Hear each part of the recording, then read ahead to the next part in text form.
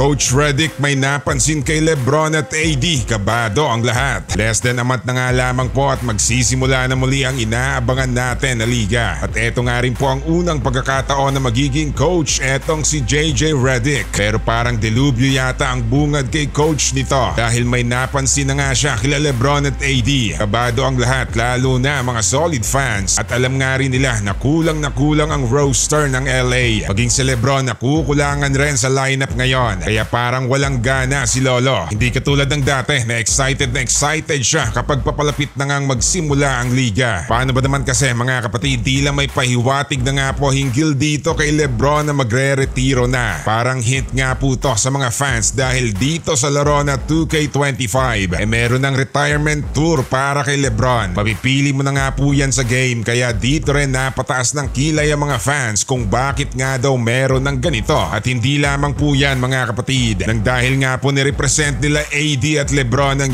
US sa Olympics. At tila magi-struggle nga daw ang dalawa dahil paniguradong nabuhos nila ang kanilang lakas sa laban. Prone pa naman sa injury ang dalawa kaya struggle lang aabutin dito pa lang sa regular season. Bagamat hindi naman nga po concern si Coach Redick dito. Pero hindi niya nga po masasabi din yan lalo pat magko-40 anyos na nga din itong si Lebron. Tapos eto pa si AD na madaling nai-injured. Medyo marupok na nga din po si Davis.